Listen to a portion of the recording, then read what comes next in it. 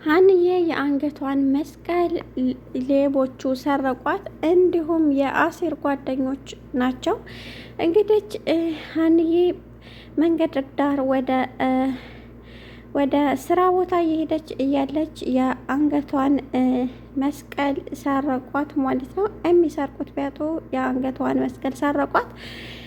መስቀሌ ተሰረቀ ብላ ለአባቷ አልተናገረችም። ሰላም ሰላም ይቻላል ቤተሰቦች እንደት ናችሁ? ሰላማችሁ በዚህ ይበል በያላችሁበት።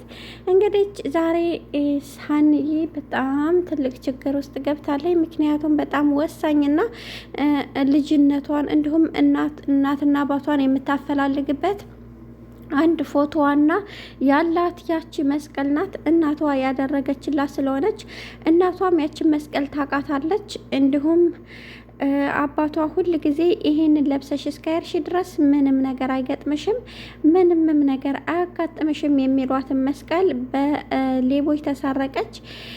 ሌቦቹ እንግዲህ የአሴር ጓደኞች ናቸው። እሷም ምንም ለአባቷም አልተናገረችም።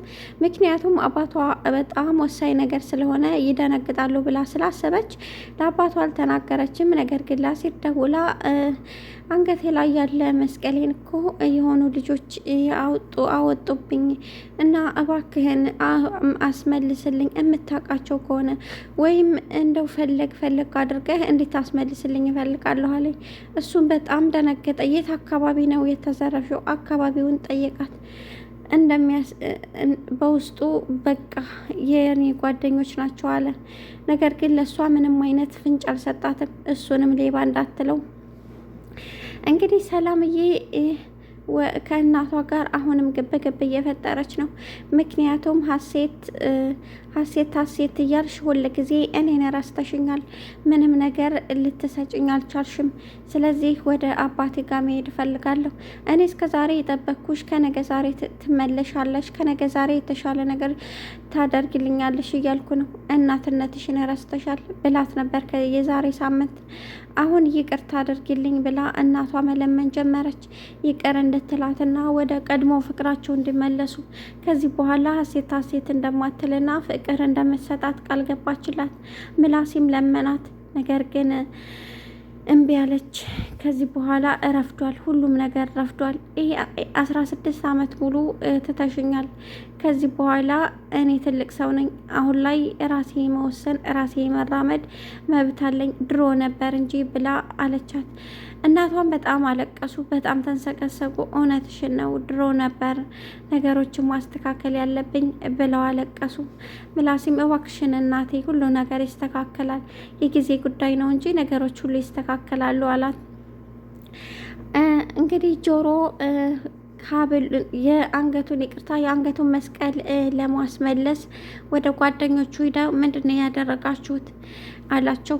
እነሱም የሰረቁትን ነገሩት።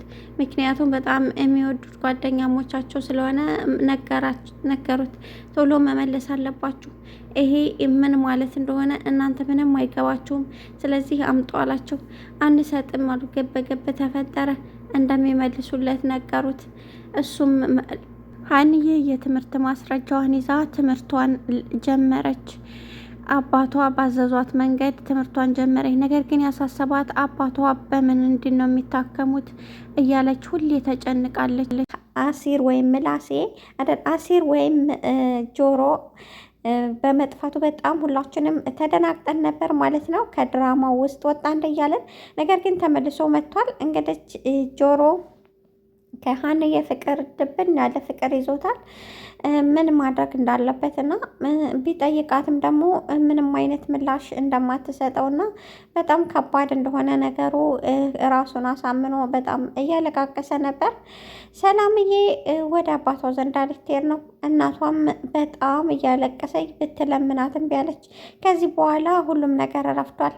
እዚህ ጋር መቀመጥ አልፈልግም፣ ከአንቺ ጋር በጭራሽ መቀመጥን አልፈልግም፣ እሄዳለሁ አባቴ ዘንዳ እስከ ዛሬም ትለወጫለሽ፣ ልጄ ብለሽ እቅፍሽ ውስጥ ታደርጊኛለሽ፣ እንደ ሴት ትንከባከብኛለሽ ብዬ ስላሰብኩ እንጂ እንደ እናት ፍቅር ሰተሽኝ አይደለም። አንቺ ሁል ጊዜ ሀሴት ነው። እኔ አንድ ቀን የእናት ፍቅር አግኝቼ አላቅም። አንድ ቀን የእናት ፍቅር አግኝቼ አላቅም። ምንም አይነት ሰተሽኝ አታውቂም። ስለዚህ ከዚህ በኋላ ይበቃኛል፣ መሄድ አለብኝ ብላ ወደ አባቷ ዘንድ ልትሄድ ነው።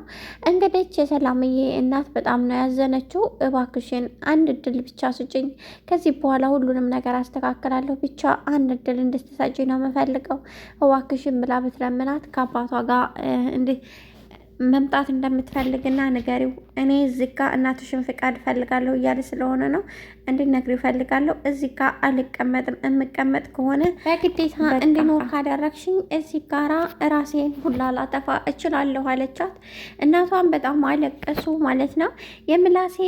ምላሴና ሀና እንግዲህ ያለውን ጤንነቱን በጣም አረጋገጠች። እንግዲህ የሀና የአሰሪም የምላሴ እናት ሀናን አመሰገነቻት። ገንዘብም እንደምትጨምርላትና ለአባቷም ሕክምና እንደምትረዳት ቃል ገባችላት። ሀንዬ ስለ አባቷ የተነገራትን ነገር እያብሰለሰለች እጇን በቆረጠችበት ቅጽበት ምላሴ ነበር የደረሰላት። ሀንዬ ከዚህ በኋላ አባቴ አይደለሽም ካልከኝ ከዚህ በኋላ አገር ለቅቄ እሄዳለሁ ብላ ነበረ በዛኛው ፓርት ማለት ነው። እንግዲህ ሀንዬ ቤተሰቦቿን ልታፈላልግና ቢያንስ ያሉበትን ማወቅ እንዳለባት አባቷ ነገሯት። እሷም ከዚህ በኋላ እንደዚህ አይነት ነገር እንዳታነሳ ብያህል ነበር አለችው። በጭራሽ ለማንሳት ሳይሆን ማግኘቱ ጥሩ ነው። ምንም አንቺ ትተሽ ትሄጃለሽ ወይም እዛ ሂጂስ ብዬሽ ሳይሆን ነገር ግን ማግኘቱ በጣም አሪፍ ነው አሏት ማለት ነው። እሺ ህመምህ እንዳይጨመርብህ ሁሉም ነገር አስተካክላለሁ አለች። እንግዲህ ጆሮ ከሀንዬ ፍቅር ይዞት ወደ እያለ ነው። ጓደኞቹንም በፍጹም አትጠጉኝ፣ ለምንድን ነው ማትተውኝ? ብቻዬን ተውኝ፣ እኔ ብዙ ነገር ማስተካክለዋለኝ አላቸው። እነሱም ጓደኛ አይደለን እንዴ እባክህ ንገረን ብለውት ነበረ። የዛሬ ሳምንት እየተከተለው ነበር ጓደኛው፣ ነገር ግን አልነገረውም። አሁን ግን ፍቅር እንደያዘውና የሚያፈቅራትም ልጅ ሀና እንደሆነች ሲያሳያቸው እነሱም በጣም ገረማቸው። በፍጹም እንደዚህ አይነት ልጅ እንዴት አንተን ትቀበላለች? ይህ እኮ የማይሆን የቅዠት ህይወት ነው እያሉት ነበር። እሱም ተውኝ ባካችሁ ብሎ ተበሳይቶ ትቷችሁ ሄደ። ሀንዬ ትልቁ ያስቸገራት የአባቷ ህመም ነው። አባቷን እንዴት አድርጌ በሰላም አገኘ የሆነው የሚል ሀሳብ ይዟታል። ሀንዬና አባቷ ሀንዬ አባት ታክሞ ከአዲስ አበባ ከተመለሰ ወደ ትውልድ ሀገራቸው እንደሚሄዱና እዚህ ጋር እንደማይቀመጡ ለምላሴ ከዚህ በፊት ነግረው ነበር። ምላሴ ደግሞ ለመሄጃቸው ሰዓት እንደደረሰ ሲያውቅ በጣም አዘነ ማለት ነው። ውድና የተከበራችሁ ቻናል ቤተሰቦች ላይክ ሰብስክራይብ በማድረግ ይህንን ቻናል ይቀላቀሉ። በጣም አመሰግናለሁ። ወዳቸዋለሁ።